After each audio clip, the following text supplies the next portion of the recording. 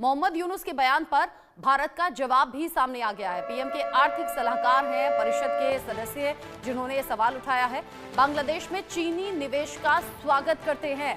भारतीय राज्यों के जमीन से घिरे होने का भला क्या मतलब है? मोहम्मद यूनुस ने कहा था भारतीय राज्यों के जमीन से घिरे होने का जिक्र किया। अब ऐसे में यहाँ पर सीधे तौर पर निवेश का स्वागत तो किया, लेकिन भारतीय राज्यों के जमीन से घिरे होने को लेकर उन्होंने पूछा है कि इसका मतलब क्या है। चीनी निवेश है, बेहतर बात है बांग्लादेश के लिए, इससे कोई दिक्कत नहीं, लेकिन जिस तरीके से ये पूरा घटनाक्रम सामने आया है या मुलाकात हुई है या इस मुलाकात और दौरे में ये जो बात सामने आई है, ये तमाम सवाल खड़े करती है। इन सब के बीच ही मोहम्मद यूनुस का बयान भी सुर्खियों में है।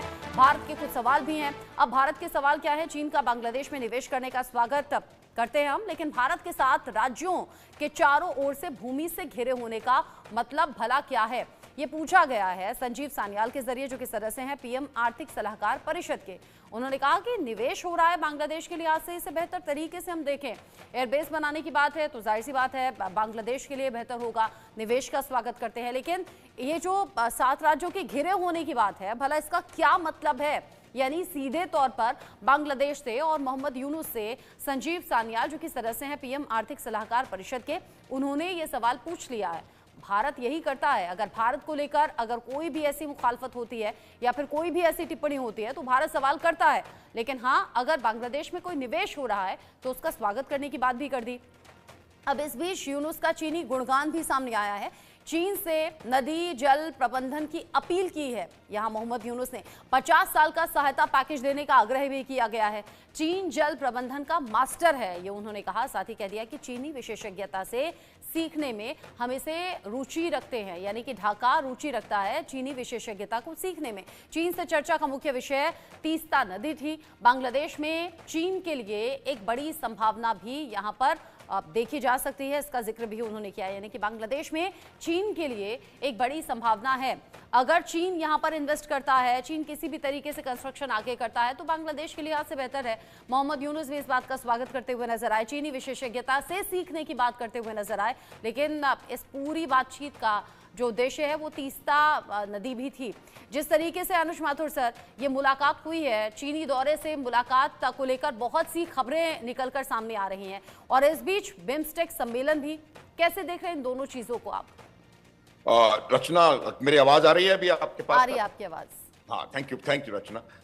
देखिए, मैं इस बात की शुरुआत ऐसे करना चाहता हूं कि मोहम्मद यूनुस के नेतृत्व में बांग्लादेश जो है वो पूरी तरह से इस्लामिक रेडिकलिस्ट के और चीन के शिकंजे में आ चुका है। देखिए, चीन का काम करने का तरीका है कि वो दूसरे देश में जाके इन्वेस्ट करता है, उनको डेट में फंसाता है और फिर उनके ऊपर दबाव डालता है, और उसका मकसद यही रहता है कि उसके जो दो प्रतिद्वंद्वी हैं, भारत और अमेरिका, वो ये जो एक्टिविटी उसकी है उन प्रतिद्वंद्वियों को कहीं ना कहीं नुकसान पहुंचाते हुए होनी चाहिए। ये स्ट्रिंग ऑफ पर्ल्स का एक हिस्सा है। आज की परिस्थिति ये है कि मोहम्मद यूनुस स्वयं जाकर के चीन के शिकंजे में अपने आप फंस गए हैं, और उन्होंने जो चीन अपनी मेहनत करके करना चाहता था कि वो बांग्लादेश में अपने पैर पसारे, मिलिट्री बेस बनाए, सी पोर्ट बनाए, उन्होंने अपने आप उसको दावत दे दी है। पहली बात, ये एक बहुत ही पुअर डिसीजन मुझे लगता है इवेंचुअली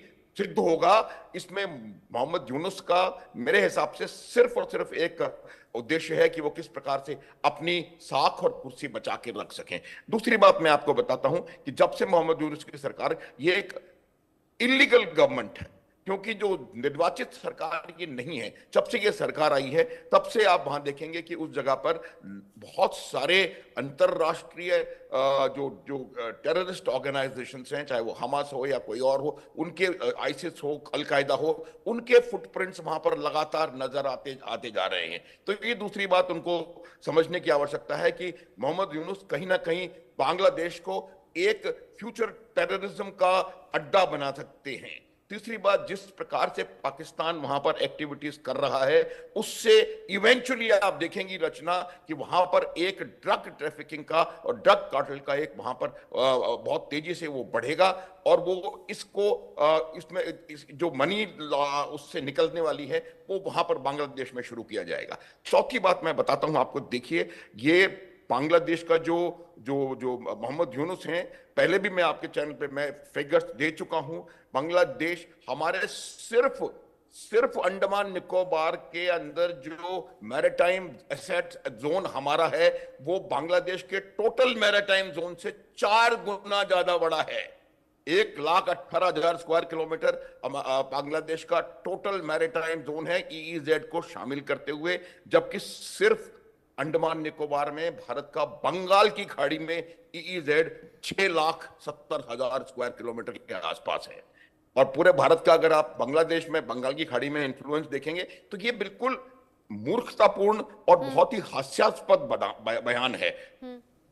आपने कहा कि भारत पूरी तरह से एक और जी, हाँ, जी, मैं ये कह रहा था कि हमारे देश के हिस्से के बारे में उनको किसी प्रकार का बयान देने की कहीं भी कोई आवश्यकता नहीं थी। मैं पाकिस्तान के बारे में अगर मेरे को समय मिलेगा आगे मैं आगे बताऊंगा, तो ये बहुत बड़ी मुझे लगता है एक कूटनीतिक गलती मोहम्मद यूनुस करके आए हैं, और इसका खामियाजा कहीं ना कहीं बांग्लादेश को आने वाले समय में भुगतना पड़ेगा। ऐसा लग ही रहा है, बार बार गलतियां ही हो रही हैं, और गलतियों का जो खमियाजा है वो खुद तो नहीं भुगत रहे, बल्कि यहाँ बांग्लादेश की आवाम जरूर भुगत रही है। और अब ऐसा नुकसान जिसकी भरपाई अगले कुछ साल या उससे भी ज्यादा शायद टाइम लग जाएगा रिकवर करने में चीजें। अनुज माथुर सर, आप